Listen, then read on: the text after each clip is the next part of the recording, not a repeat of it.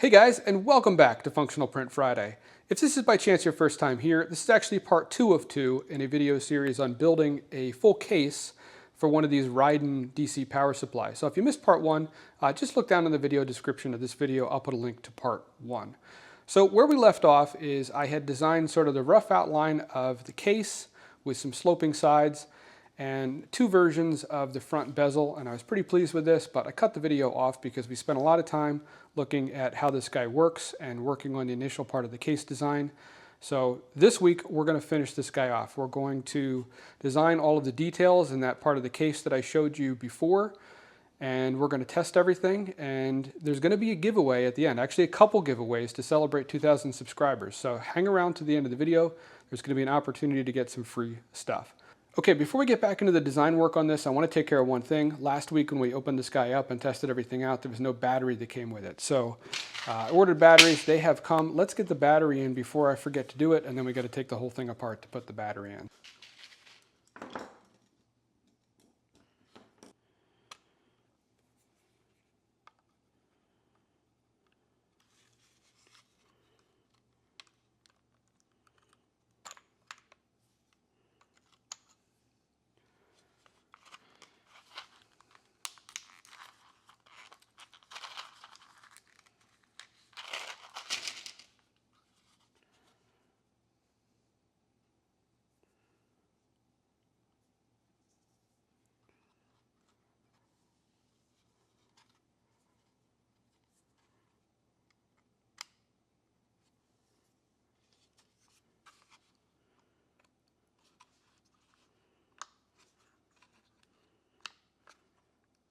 All right, got this guy back in here. Let's move on to designing the rest of the parts for this case.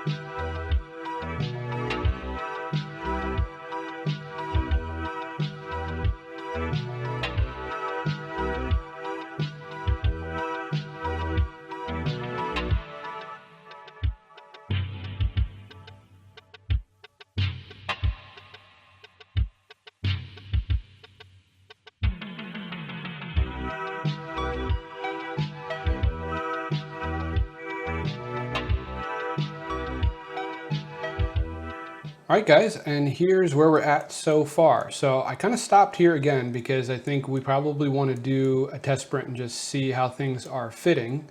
But I modeled the rough dimensions of the power supply, or I should say the outer dimensions. So, you know, like our mounting holes, for example, aren't this tall, but this is the overall height of the tallest component on that power supply and the relative position of the screws.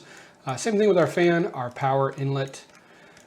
We've got our back panel done here, and I think I should have enough airflow through these holes. And I sort of marked out our section here where our bottom panel is going to be. I didn't really finish modeling the bottom panel. I didn't put the screw holes in it. I kind of just want to see how everything is actually fitting so far. And most importantly, I remodeled the whole front section so that this bezel can actually go over our main body and then get screwed in from the inside. So here, if I hide our main body so far, you can see now we have this section here, this inner part here that is going to slip over the outer part of the main body, and we have holes here that will get threaded to accept screws that are inserted from the inside, and they don't go all the way through. They stop short, I think maybe 2 millimeters short of the front edge, so we get maximum room for thread engagement, but we don't have any visible fasteners from the front. If I hide this guy, you see otherwise our bezel is pretty much the same. I did adjust the structure on the inside here a little bit so that we still have room for the clips to lock into place, but that we have some additional strength just on the bezel itself, and it comes over further just to allow us to, insert those screws and have more engagement versus just engaging on the thin section up here at the front. All right, let me bring back our main section. Okay, now we'll hide our bezel and we'll hide our actual DC instrument, and you can see now the modifications to the front. So we have this lip here that the bezel fits over top of, and we have our 4 holes here for those screws to come through. And if we look from the inside, we can see these should be plenty thick enough and strong enough to retain that front bezel. I mean, there's not going to be a ton of force on that front bezel. For example, if this guy was to get set down hard or dropped on the front, the screws themselves are not going to take the force of the bezel pushing upward. That bezel is just going to go against this lip here. Really, all it is just, it just keeps the bezel retained on the front of this unit. So I think that pretty much covers everything for where we're at with the design. Again, I'm going to stop here. I don't want to do anything more. I mean, there's definitely things I want to do with this before we call it done, like some more aesthetic features. We don't even have any way for air to get in once we put the bottom panel in. So there's still more work to do, but I want to stop here. I want to do a test print and see how things fit. So let's go print.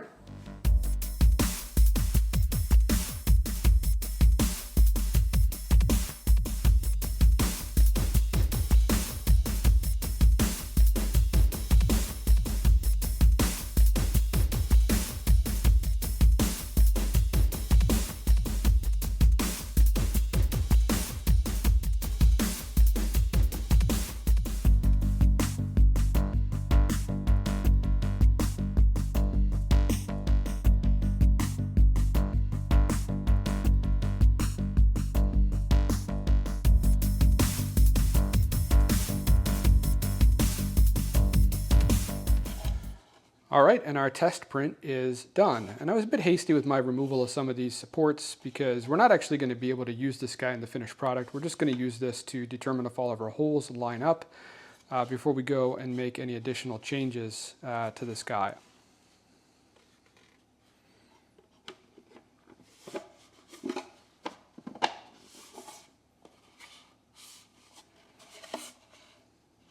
Okay, front piece is looking really good. I didn't actually try the fasteners in here yet. This guy's just sort of held in just as a pressure fit right now. So we'll have to pull this guy out of the bezel and make sure that we can actually screw the bezel in, that those screw holes are in the right place. But let's try the rear. So those of you that were paying attention to the end of last week's video when I gave you a sneak peek probably remember that the textured side was actually what was facing out. And that's not how I printed this guy. I printed this guy with the intention of having the top surface facing out. But when I pulled this off the bed, I really like the textured look for this part on the back. So I'm going to flip this guy around when we do our final version so that the bevels for the screw holes for the fan are on this side. But we'll still be able to test fit it. It doesn't really matter. This guy doesn't really matter whether we position it this way, this way, this way, or this way. I mean, we could wire this up in any of those configurations. We just need to make sure this piece fits. And it does, and our screw holes line up on all 4 corners here. We need to make sure that we line up on the fan that we're going to use as well as the power socket for the back. So let me grab those. Okay, here's our power socket. We're a little bit off on that one. I can see daylight through there. You guys probably can too, but it's like a half moon shape of daylight.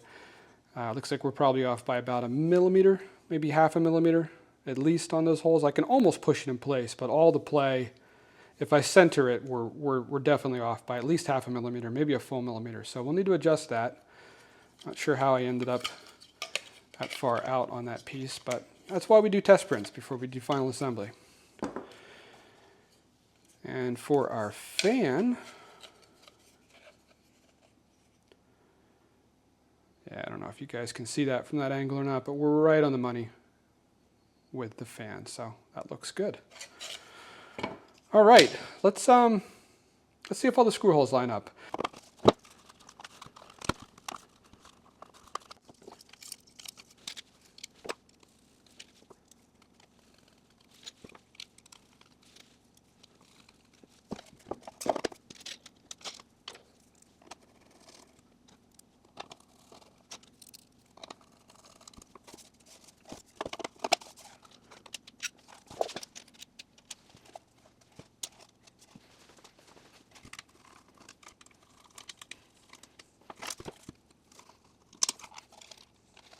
Okay, all the screw holes fit good. I actually only put 2 up here in the front in testing because our front's square, so if 2 go in, the other 2 will go in. And these guys are a pain to reach, but I'll take that pain to reach these guys since they're only going to go in there once, because our unit here will slide into this front piece in place. It's not like we have to remove this bezel from the main body once it is in place up there. So, all right, I think next to do is, first of all, I would like this guy to stand up a little bit.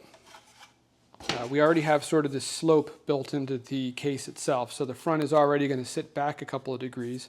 But I'm thinking it'd be really cool if we had some feet up in the front that actually folded down so that we could use this guy either flat on the bottom or propped up on the desk a bit, and we need some sort of feet on the back as well. Probably just do 2 simple TPU feet on the back corners.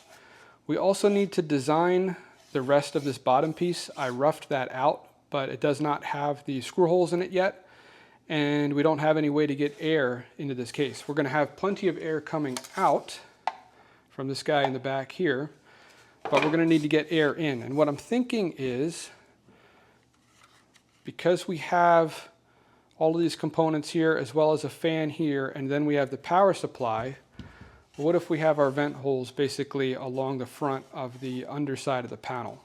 This guy should sit up high enough off the workbench, even just sitting down on the on the feet folded and the TPU feet that we'll put on the back to draw air underneath. And then when it's up on the feet, it'll have more than enough cool air to draw in. But point being, I mean, this thing will still be raised up against the desk enough that even if we only have cooling inlets on the bottom, it should get plenty of air. And I want them there because imagine this guy is in here.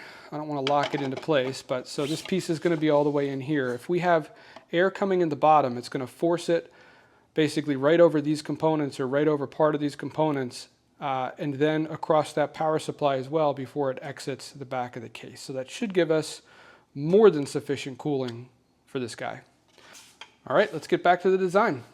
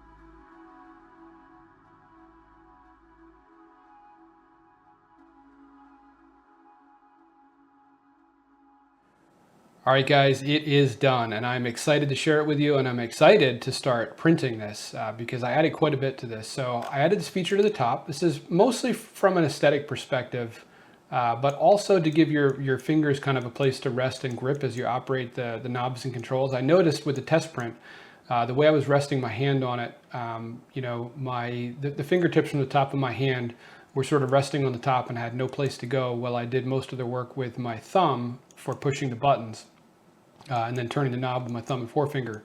So I think this will be not only a nice aesthetic addition, but also just kind of give a spot for your fingers to go when operating it. The thing that I spent the most time on though is these folding feet on the bottom. Probably overkill for this, but I got it in my head that I really wanted folding feet that worked similarly to the ones on the front of my Rigol oscilloscope, where it's actually just a piece back here that flexes and allows this to lock into a couple different positions. So here, let me hide some stuff and rotate one of these and I'll show you what I mean.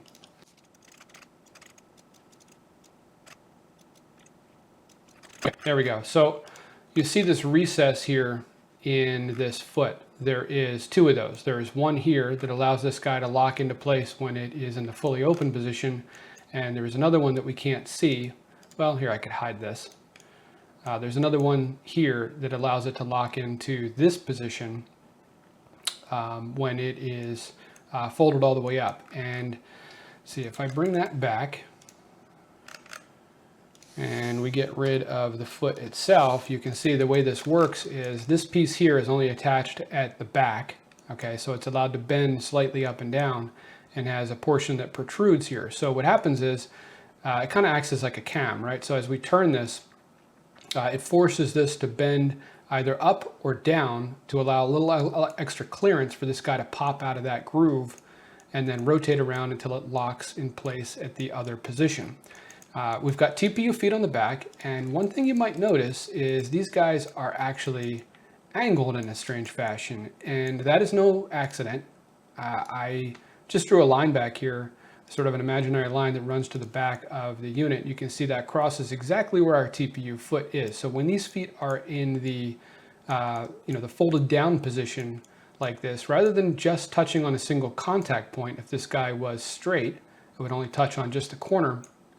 By cutting it at exactly this angle, the entire face of the bottom of the foot should be in contact with the desktop and make this guy a lot more stable. But I guess we'll see when we print it.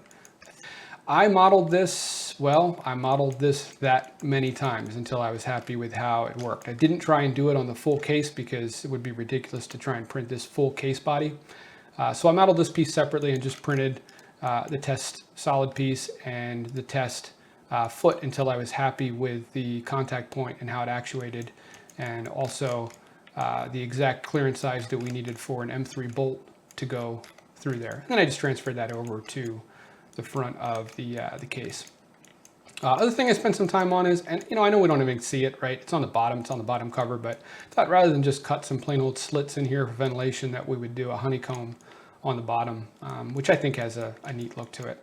Almost forgot one more thing. So let's see, I am going to go and I am going to unhide all because I've got a couple of things you guys can't see on the screen here. Here we go. So I modeled this up in two different color possibilities. If you noticed on the test print, we had black on the body and we had blue on the bezel. I did like the look of that. I liked the way that the blue stood out against the black, but I really like this matte blue. So I think this is what I'm going to go with for the final design. I think I'm going to do matte blue for the front bezel and for the main body. We'll go with black plastic for the feet, and we'll go with black plastic for the rear panel. And then the feet will be in a gray TPU color. And you can see I set this on sort of an imaginary countertop here. This gives you an even better indication of how these feet are going to sit flat when they are in the folded up position.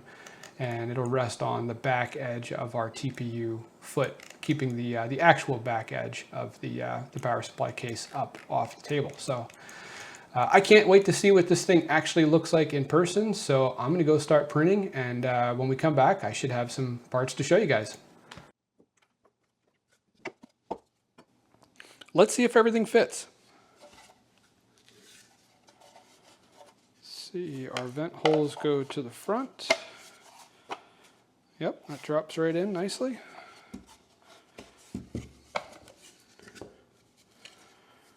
This guy is probably going to be a snug fit because of our retainer up here, just to make sure that this guy doesn't flex outward when we unplug the power cable.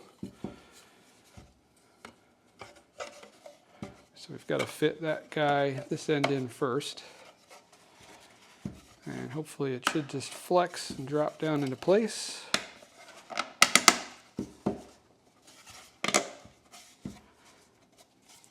Yep, it actually fits super nice. Oh, you know what? We should probably make sure that our power inlet lines up now. Yep, and those holes are dead on now.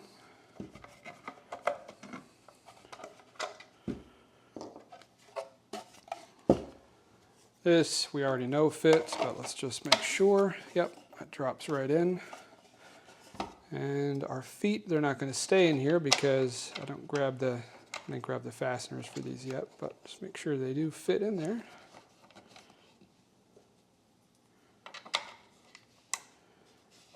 Yep, they fit. All right, I cannot wait to actually start assembling this guy. So you know what I'm thinking? Build montage.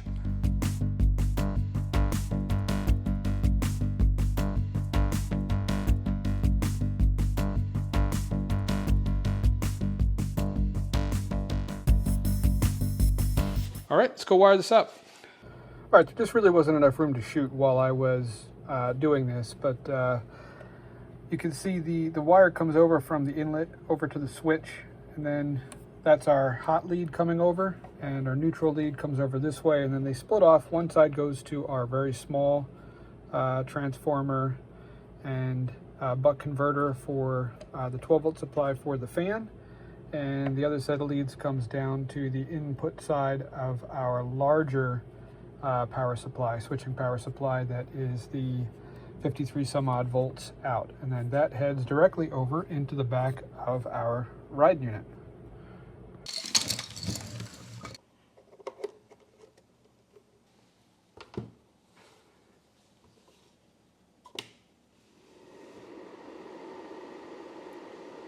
And it works. Admittedly, that fan is a little on the loud side, but it's also moving a ton of air. I could probably put a small buck regulator between that transformer and the fan and just turn the voltage down to probably like even 6 volts. It's moving a lot of air. Let's see how our intakes are working. Grab a shop towel, let's see if it sucks it on there. Oh yeah. We're drawing a lot of air through these holes in the bottom. All right, let's test it. All right, here's two 8 ohm 100 watt resistors. I actually forgot I had this. In fact, I have a fan back here to hook up that I was, I guess, thinking of using at some point for whatever last thing I needed this for. And we're not gonna hook the fan up because we don't need to draw 200 watts for that long, but I'd like to see if we can draw 200 watts without any significant voltage drop or issues out of this guy. So let me get this hooked up.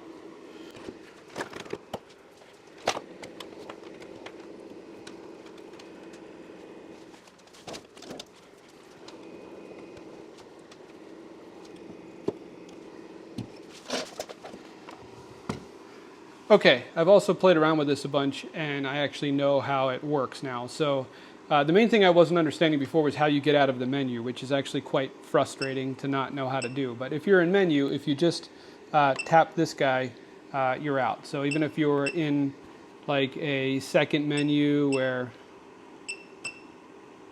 we've entered in and we're changing settings, one tap gets us out of changing the setting, the second tap gets us back to the main screen. Which is really nice. I was actually turning the thing off and on before I realized how to do that. Okay, so let's see. What is our power limit? Set at 180 watts. This power supply is 215 watts, but this is output power, max output power, which means we're going to draw more than that coming in. So 180 is actually probably a safe figure. Let's bump it up a little bit. Let's press our luck. Let's go 190 watts. Okay, I did some math with the resistance of our two load resistors here, and if we're at 28 volts, we should be limited by current, not voltage. And in fact, the highest this guy lets me set this is 6.78 amps, which means we're probably going to be right under 190 watts when I turn this on. So we flip it on. I'm not going to be able to keep it on for long because this guy is going to get really hot really quick. And there we go. Yep, we are just under 190 watts and we are in constant current. Okay, so we'll flip off the output. Let me connect something a bit more interesting that can demonstrate like one of the things that you could do with this, and also a good use of that other view where we're able to see voltage and current over time.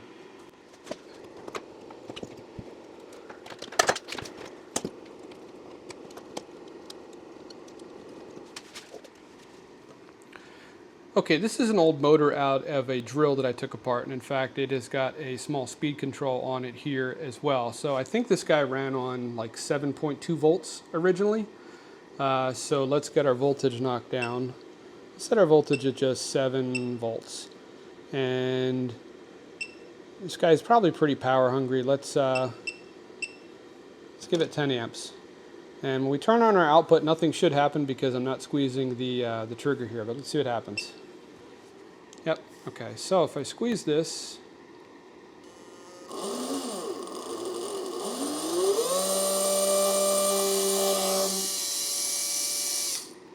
the bearing is, I think the bearing is shot in this motor, that's why it's making that noise.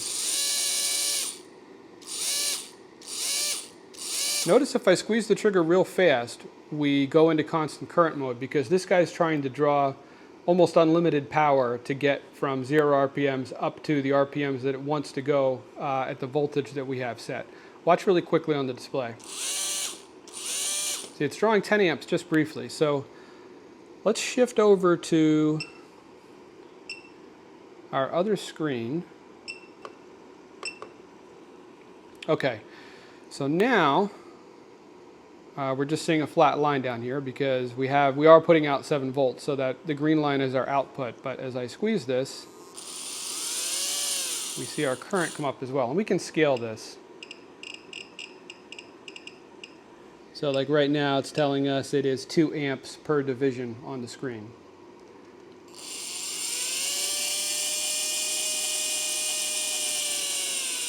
So we can see that peak there, that's where it's drawing all that amperage. When I squeeze it all at once. So if I squeeze it slowly,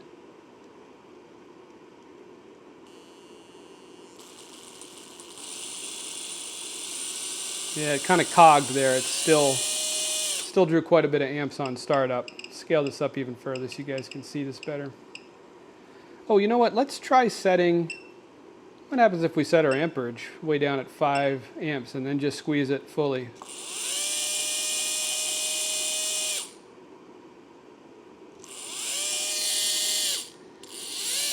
Okay, I changed the scale now, we're at 1 amp per division. That's why it looks like it's actually drawing more. So it's drawing the full 5 amps and then dropping down to a smaller amount of amperage once it's running. What happens if we go lower? What if we go like 3 amps? Oh, not 33 amps.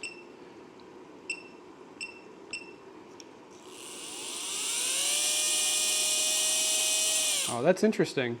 So you notice some lag in the voltage because it's not able to draw enough current to get up to speed fast enough. So let's go even lower. Let's try 2 amps.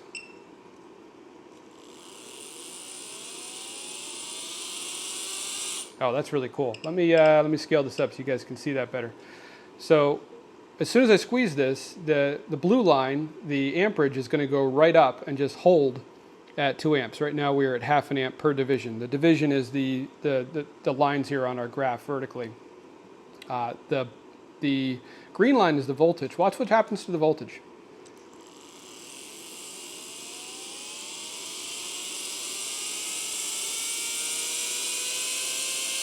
I'm squeezing it all the way on this entire time. It took it that long to come up, and actually still hasn't even reached 7 volts yet. We're still constant current. We're still current limited.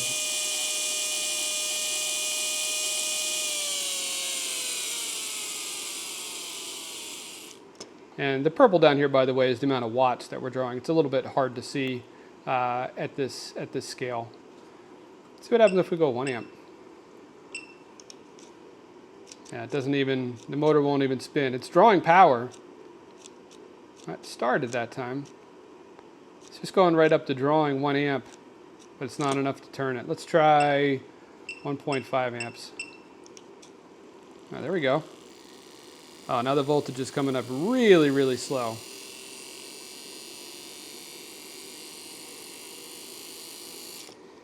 All right, I could play with this thing for probably another hour.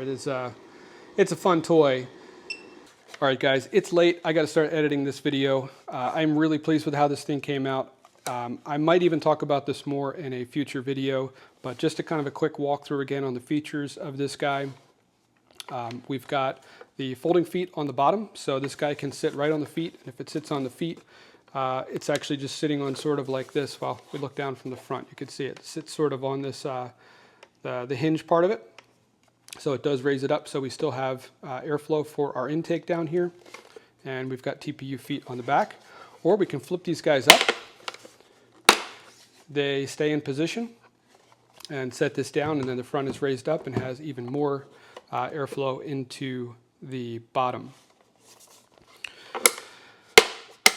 The outer part of the case is in 2 pieces. We have the front bezel and we have the main body of the case, not counting our bottom cover and our rear cover. So you can print all of these pieces in different colors if you want. I am partial to this matte blue. I think it came out looking really good.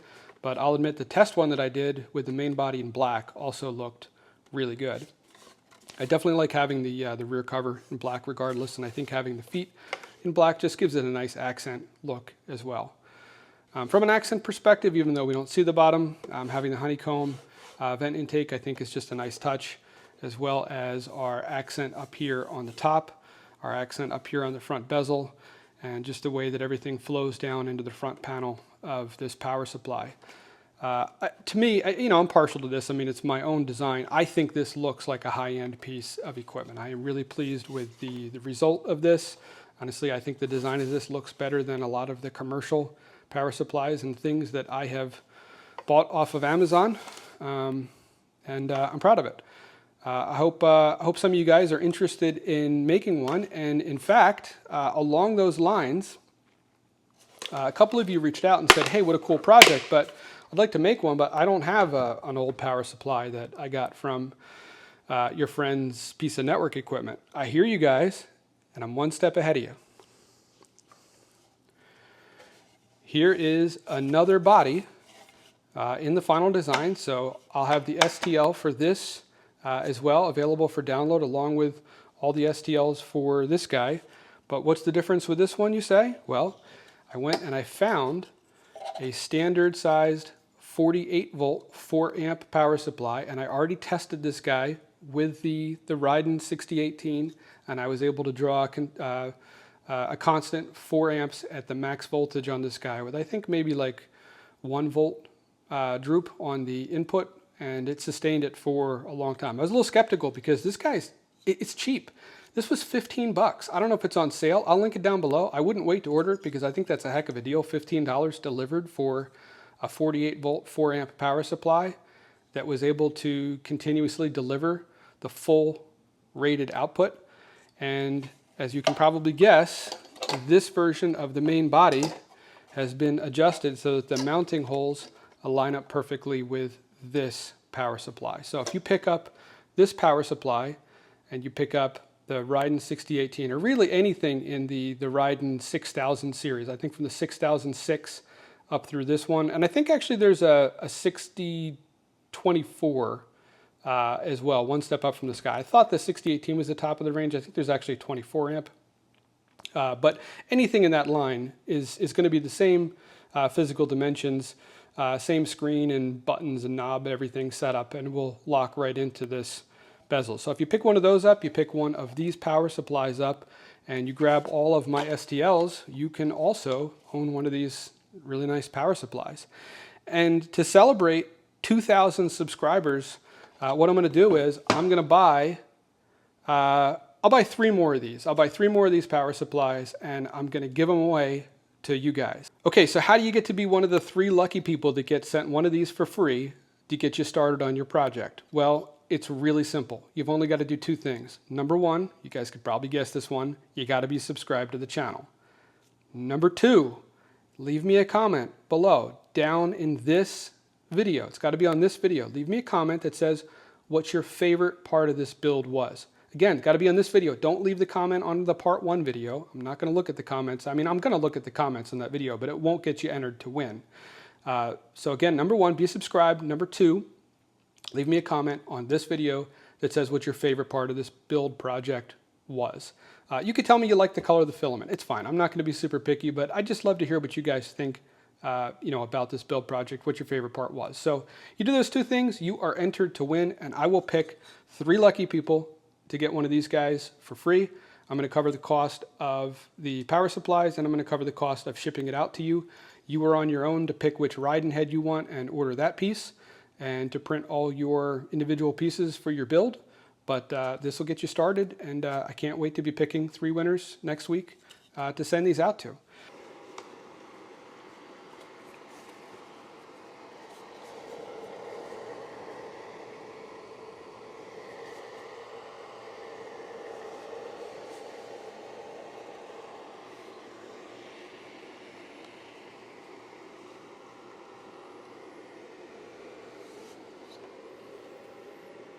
Guys, as always, thanks for hanging out with me in the shop this week, and apologies for publishing this video a little bit late. As I look at the clock right now, it's almost midnight. There's no way I'm going to get this video edited and published before midnight, maybe midnight West Coast. So if you're on the West Coast, you might be watching this on Friday, but for everyone else on the East Coast, and especially elsewhere in the world, it's probably Saturday. Sorry guys, I know it's Functional Print Friday, not Functional Print Saturday.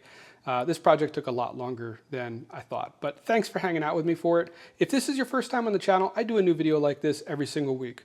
Sometimes it's a from scratch projects like this. Sometimes it's just, improving something or repairing something. But if you're into that sort of thing, if you're into functional prints, do me a favor, take a second, hit that subscribe button, or at least check out some of my other videos. You might find something that's interesting. Guys, if you do subscribe, I'll see you next Friday.